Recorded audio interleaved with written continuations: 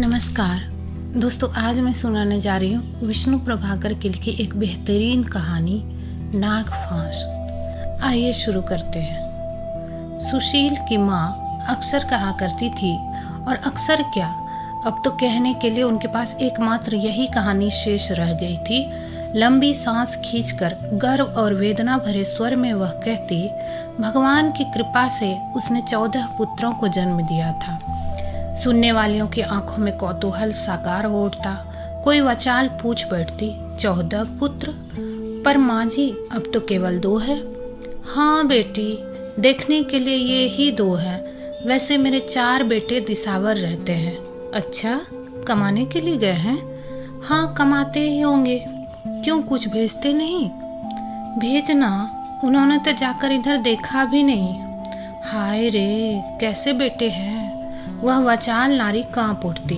पर माँ जी, तुम्हें उनका पता तो होगा। सुशील की माँ उसी सहज वेदना भरे स्वर में बोली, पता बताया ही नहीं तो कैसे जान सकती हूँ।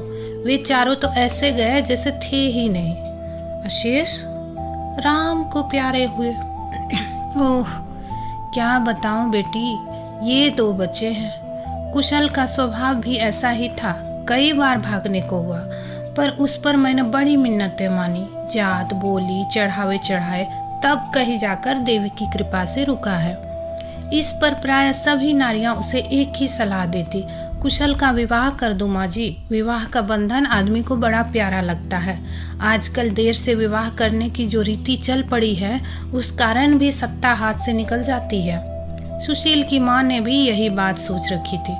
उसने चारों बेटे सगाई कराने से पहले ही भाग गए थे, इसलिए कुशल की सगाई के लिए धूमधाम शुरू हुई, और एक दिन धूप सी गोरी लड़की देखकर उसे तिलक चढ़ा दिया गया।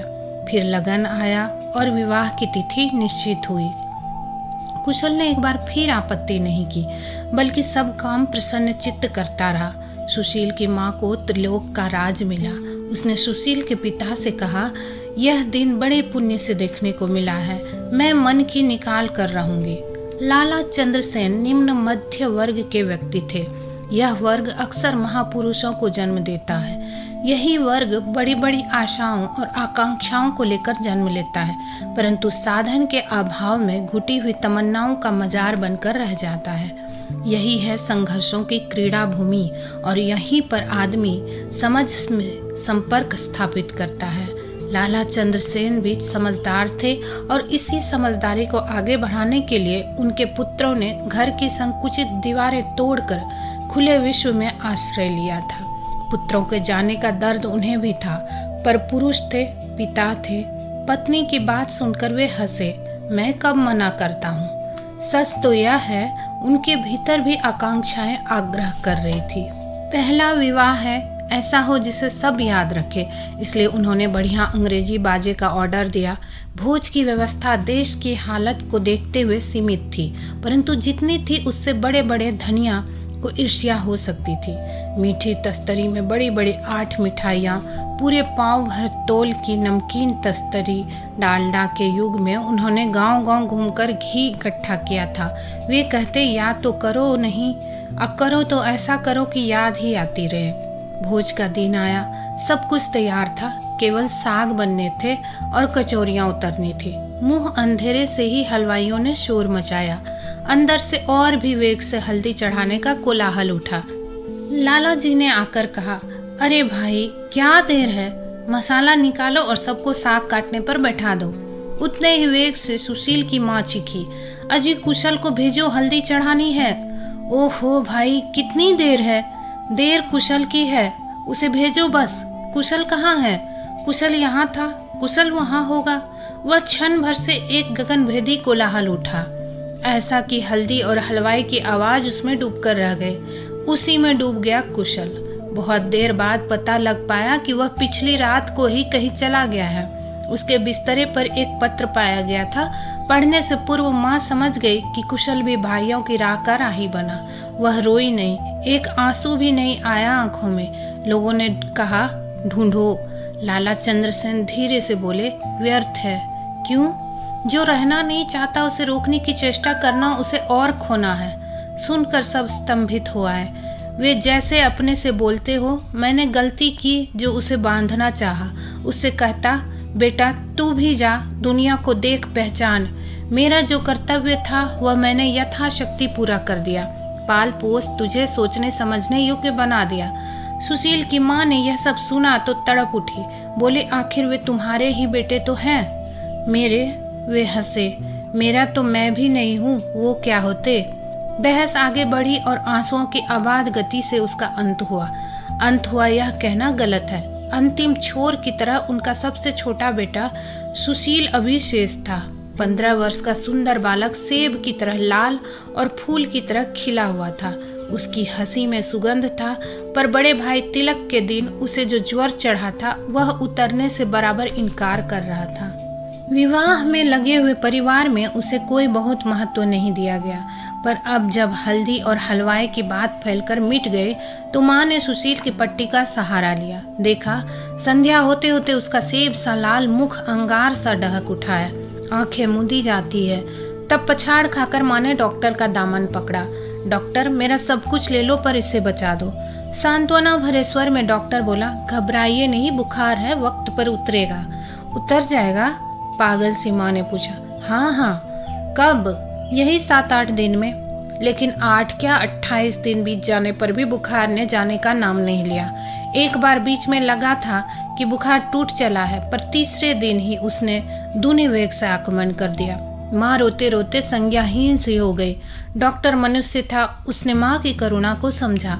बोला, माँ यह बुखार 71 दिन तक चलता रह सकता है। इसकी दवा कुछ नहीं होती, केवल रोगी की देखभाल से ठीक होता है। माँ ने कहा, आप जैसे कहते हैं वैसे ही मैं करती हूँ। ठीक है, अभी और करे जाइए, आजकल में बुखार टूटने ही वाला है। प्रसन्न रहिए और रोगी को भी प्रसन्न रखिए। जानता हूँ यह कठिन है, पर यह भी जानता हूँ कि बेटे के लिए आप सब कुछ कर सकते हैं। 4-5 दिन की बात है। डॉक्टर ने ठीक कहा था। 5वें दिन बुखार टूट गया। सुशील जितना शरीर में स्वस्थ था, मन भी उसका उतना ही दृढ़ था। रंग लौटते देर न लगी। माँ का मन खिलखिल आया। पिता की चिंता भी कम हुई। सुशील ने बीमारी में ही पिता से प्रतिज्ञा करवा ली थी कि स्वस्थ हो जाने पर उसे कॉलेज भेजेंगे। सो अच्छा होते होते एक दिन उसने कहा, पिताजी कॉलेज खुलने को 1 सप्ताह रह गया है, मेरी फीस भेज दो ना। पिता ने जवाब दिया, कल शहर जाकर मैं सब ठीक कराऊंगा। तब माँ ने धीरे से इतना ही कहा, बेटा पहले ठीक तो हो जा, फिर जाने की बात सोचना। सुशील मुस्कुराया। माँ, तुम सदा शंका करती रहती हो, मैं अब बिल्कुल ठीक हूँ। देखना, अगले सप्ताह कॉलेज जाऊंगा। डॉक्टर से पूछ देखो। डॉक्टर ने हंसते हुए उसका अनुमोदन किया। हाँ हाँ, तुम बिल्कुल ठीक होकर 1 सप्ताह में शहर जा सकोगे, परंतु भोजन का विशेष ध्यान रखना होगा। जी, मैं वही खाता हूँ जो आप बताते हैं। तुम सचमुच एक आदर्श रोगी हो, तभी तो बार बार रोग को पछाड़ कर अच्छे हो जाते हो। हाँ, कल मैं तुम्हारे लिए टॉनिक लाऊंगा।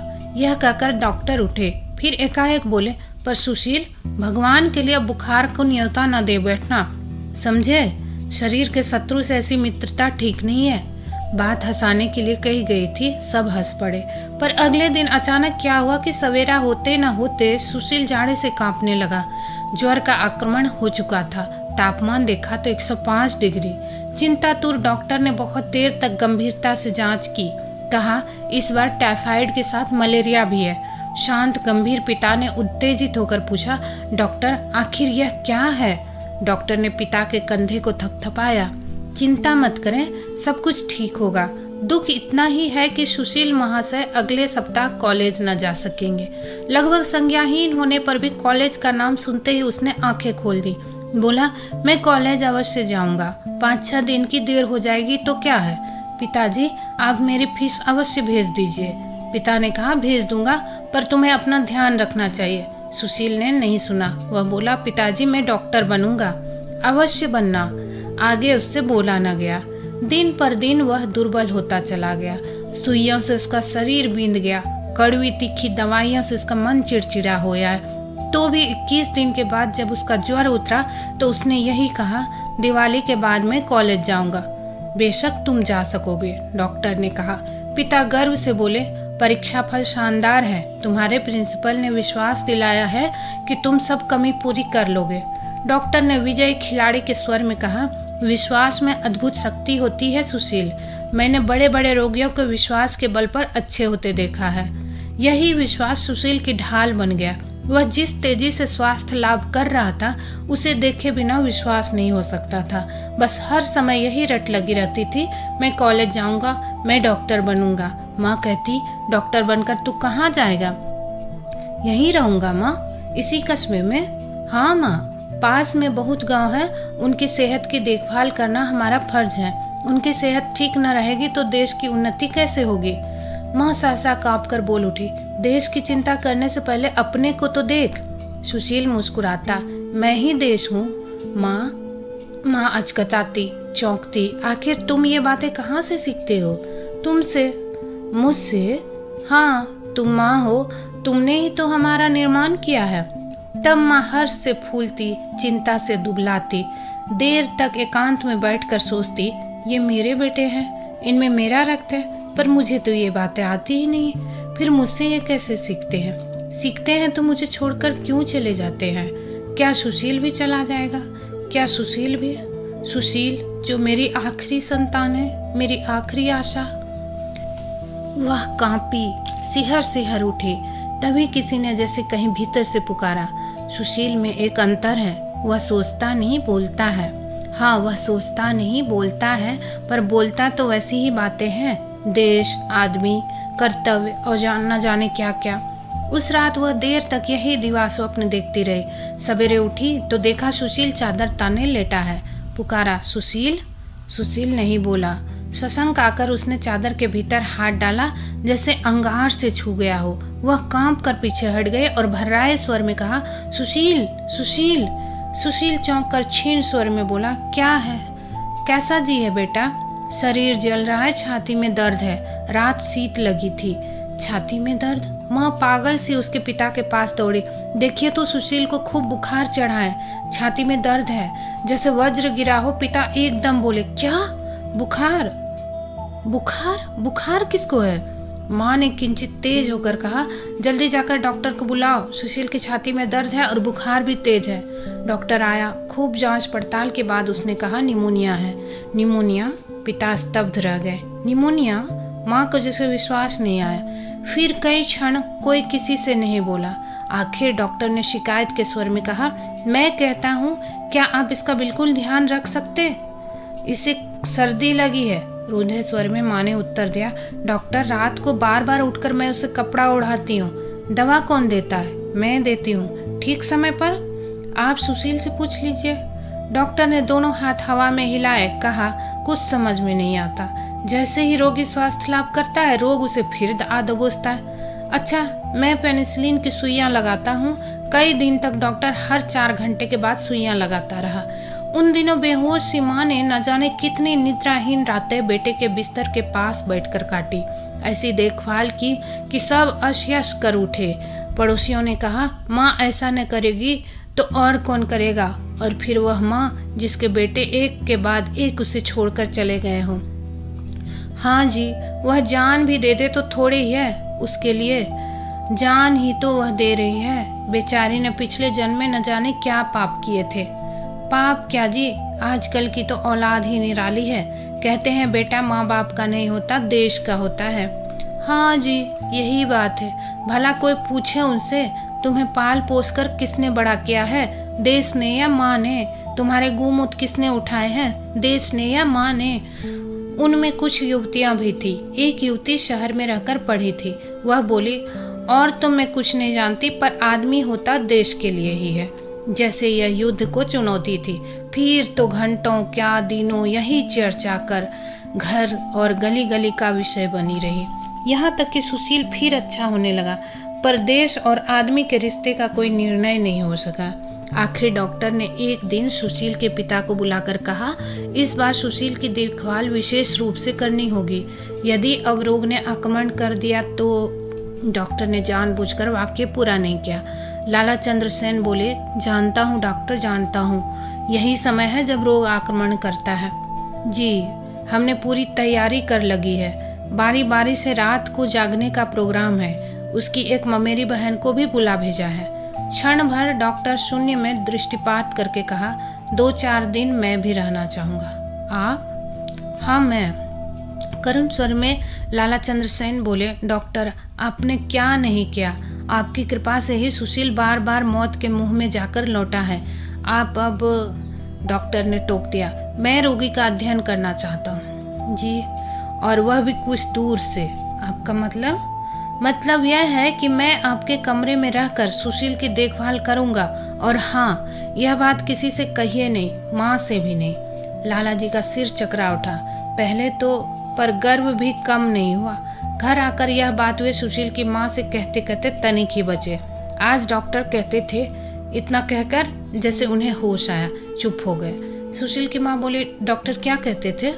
यही, उन्होंने कुछ याद करते हुए कहा कि मैं आज गांव जा रहा हूँ, सुशील को लौटकर रात के समय देखूंगा।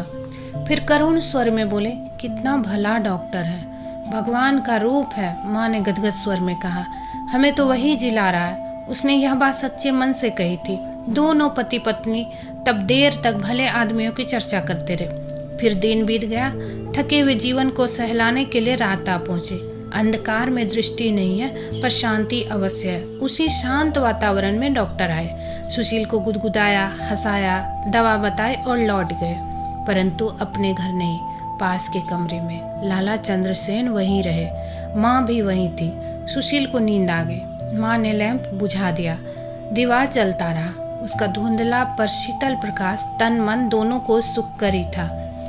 कुछ देर में लाला चंद्रसेन उठे, बोले, जब तुम सोने लगो तो मुझे पुकार लेना। और वे भी चले गए। धीरे धीरे चारों ओर शांति छा गई। सुशील के पास बैठी माँ की पलकें भारी हुई और फिर झुक गए, पर डॉक्टर की आंखों में नींद नहीं थी। वे कभी कुर्सी पर बैठे रहते, कभी टहलते, कभी धीरे से खिड़की में से देख लेते। लाला जी उत्सुक, उत्तेजित उन्हें देखते और पूछे बैठते, डॉक्टर कोई बात देखी? डॉक्टर मुस्कुराता, आप चिंता न करें। और फिर सन्नाटा, किसी के खखारने और चलने का शब्द, दूर कहीं गिदड़ों की हूँ-हाँ, और फिर मौन डॉक्टर की धीमी पदचाप, फिर एकाएक कहीं कुत्तों की भौं-भौं।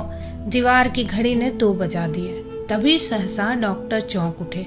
उन्होंने धीरे से लाला जी को जगाया। हाँ, बोलिए बोलिए। नहीं, चुपचाप मेरे पीछे खिड़की के पास चले आइए। क्या है? आ जाइए चुपचाप। दोनों ने हतप्रभ देखा। धुंधले प्रकाश में एक मूर्ति धीरे धीरे सुशील की खाट के पास पहुंची है। उसने कई क्षण चुपचाप सुशील के मुख को देखा, फिर चूमा, फिर धीरे धीरे कांपते हाथों से चादर उतार दी। सुशील एक बार खांसा, फिर पैरों को पेट में समेट लिया। छाया मूर्ति पीछे हटी। मेज पर दवा की शीशी रखी थी, उसे उठाया और उसे चिलमची में फेंक दिया। चित्रलिखित सा डॉक्टर बोला, देखा? चंद्रसेन तड़पे, डॉक्टर, यह तो सुशील की माँ है। हाँ, आइए। डॉक्टर, मैं आइए। डॉक्टर ने आगे बढ़कर सहज भाव से किवाड़ खोले और सुशील के कमरे में चले आए। छाया मूर्ति ने सहसा मुड़कर देखा। उसके मुख से एक चीख निकली, आप? और वह तीव्र वेग से कांपते हुए पीछे हटती गई, कांपती गई और फिर लड़खड़ाकर गिर पड़े। लाला चंद्रसेन उधर दौड़े। इधर डॉक्टर ने सबसे पहले खिड़की बंद की, फिर सुशील को कपड़ा ओढ़ाया। तब सुशील की माँ की ओर झुके। वह बेहोशी में बड़बड़ा रही थी, सुशील अच्छा हो रहा है, वह कॉलेज जाएगा, डॉक्टर बनेगा और फिर नहीं लौटेगा। उसके भाई भी नहीं लौटे थे। नहीं, वह शहर नहीं जा सकता, वह मुझे नहीं छोड़ सकता। डॉक्टर ने सुना, पिता ने सुना, दोनों ने एक दूसरे को देखा। पिता सिर से पैर तक सिहर उठे। मुंह से इतना ही निकला, डॉक्टर ने गंभीर स्वर में कहा, मुझे यही डर था। माँ का स्नेह पुत्र का काल बना हुआ है डॉक्टर। सहसा डॉक्टर का स्वर कठोर हो उठा। उन्होंने कहा, स्नेह नहीं, यह मनुष्य का स्वार्थ है जो प्रतिक्षण मनुष्यता की हत्या करता रहता है। पिता ने इस बार कोई उत्तर नहीं दिया। माँ का स्वर निरंतर शिथिल होता रहता था, इतना कि मात्र फुसफुसाहट शेष रही थी और सुशील सो रहा था, शांत, निद्वंद। दोस्तों, उम्मीद है आपको ये कहानी पसंद आई होगी। ऐसी ही कहानियाँ सुनने के लिए हमारे चैनल को सब्सक्राइब करें। मिलते हैं अगली वीडियो में, तब तक के लिए आज्ञा दें। धन्यवाद।